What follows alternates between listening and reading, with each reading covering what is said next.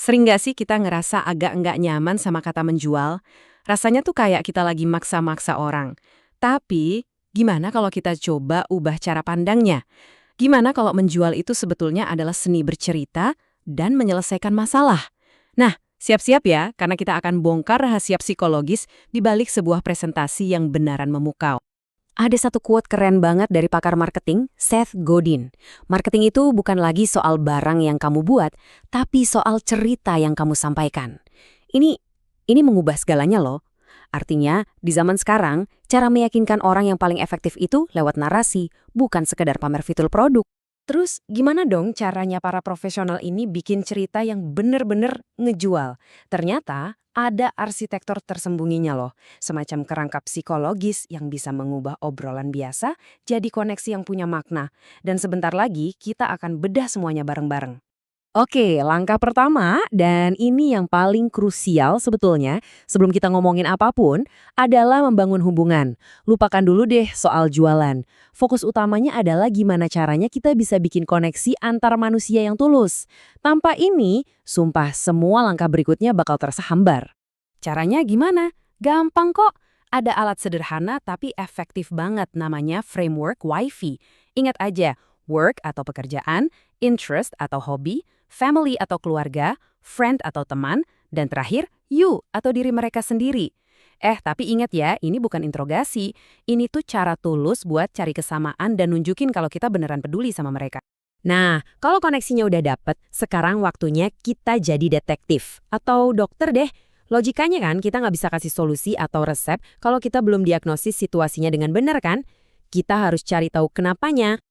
Kuncinya cuma satu sebetulnya. Kenali audiens Anda. Paham konteksnya, kebutuhannya, bahkan kepribadiannya, itu jadi fondasi supaya kita bisa nawarin solusi yang benar-benar relevan, bukan cuma produk asal-asalan. Coba deh kita bayangin ya, tahap kehidupan itu ngaruh banget. Anak muda umur 20-an yang masih single, mungkin fokusnya ke gadget baru atau liburan. Beda lagi sama keluarga mapan di usia 40-an, yang mungkin mikirin renovasi rumah atau mobil baru. Nah, orang yang mau pensiun, wah itu jauh lebih selektif lagi. Paham soal ini aja udah jadi kunci buat nyesuaiin pendekatan kita.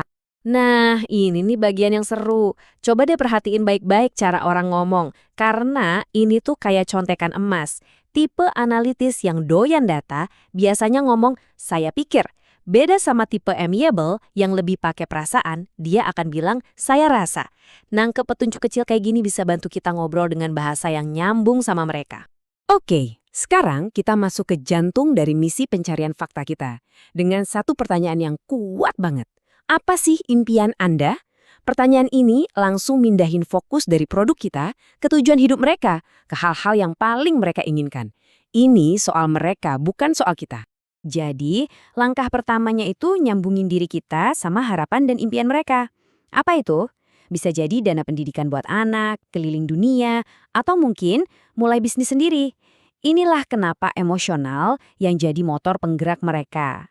Udah tahu mimpinya apa, langkah logis selanjutnya apa, ya kita ukur. Kira-kira berapa banyak dana yang dibutuhkan untuk mencapai itu semua?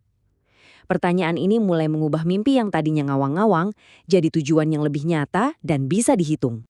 Nah, disinilah kita kasih angka ke mimpi itu. Ingat kan? Mimpi tanpa angka itu cuma angan-angan.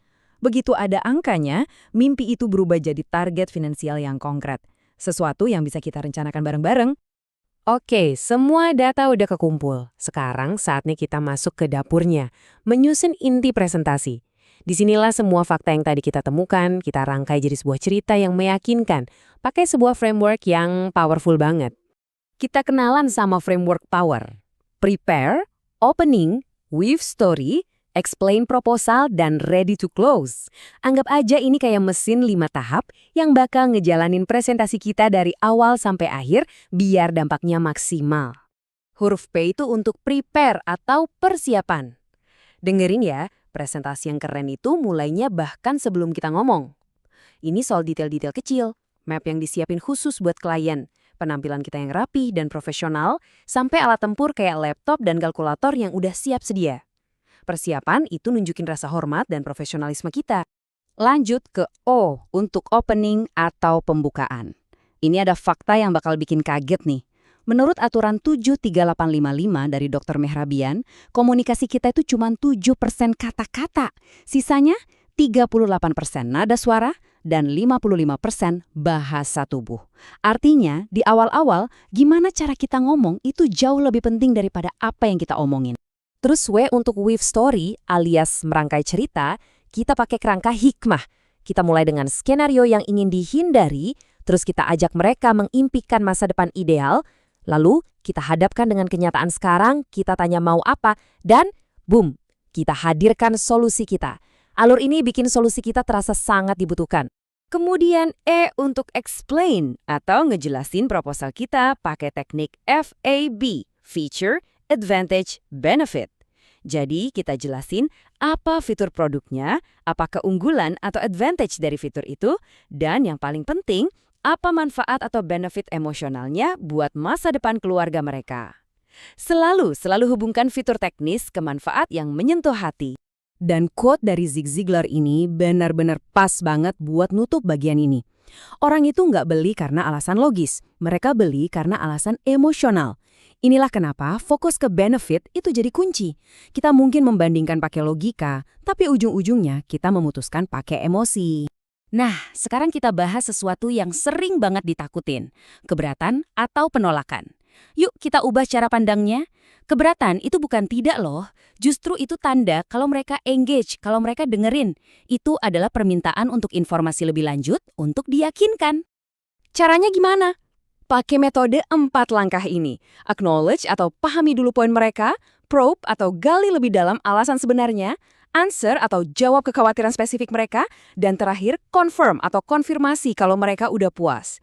Ini cara yang elegan buat mengubah friksi jadi momen kepercayaan. Lihat bedanya di sini.